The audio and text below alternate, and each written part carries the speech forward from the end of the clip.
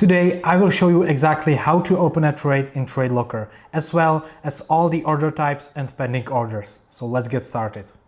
Before opening any trade, let's go through the order panel and clarify what everything means and how it works.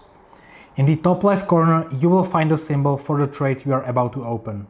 Always make sure it's the correct one. You can change it anytime by clicking on it and selecting the right symbol. Next to it, you will see a button that says Market. If you click on it, it will change to Pending. This is where you choose the type of order you want to place. Market means your trade will open immediately after you click buy or sell. Pending is used for pending orders, which allow you to open a trade at a different price than the current one.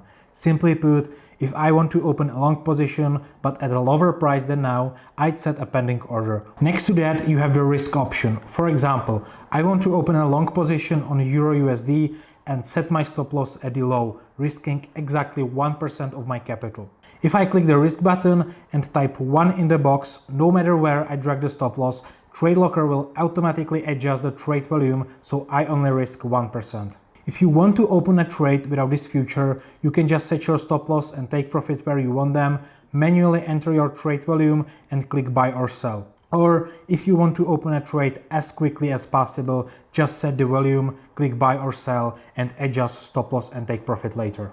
TradeLocker offers 4 types of pending orders: buy limit, buy stop, sell limit and sell stop. Here is when to use each one. You use buy limit to open a long position below the current price. For example, if you expect the market to drop to a certain level before going up, you place a buy limit at that level.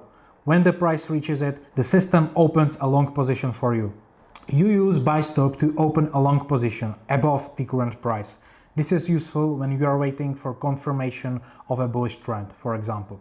Sell limit is used to open a short position above the current price. This works when you expect a temporary bullish move before the price drops. And the last one, sell stop, is used to open a short position below the current price. This is typically for confirming a bearish trend. Let's say I want to open a long position on gold, but I expect the market to drop to a recent low first.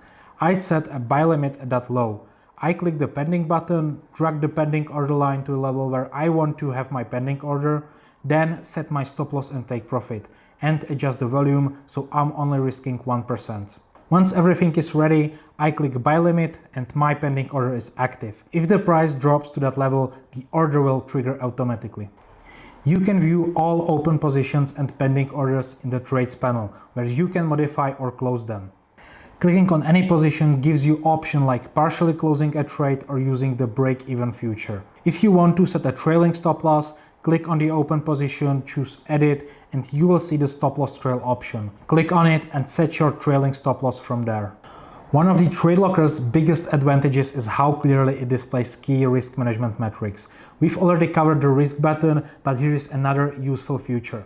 If you type in any trade volume in lots, TradeLocker will show you the exact margin required, both in dollars and as a percentage. This is great for checking that you are not risking more than 40% of your margin, because going above that would violate one of our rules.